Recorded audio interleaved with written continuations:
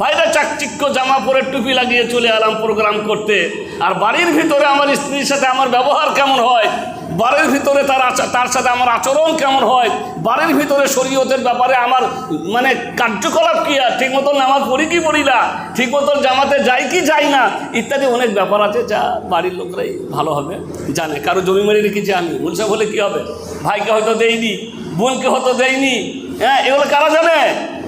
এটা আমার বোন জানে।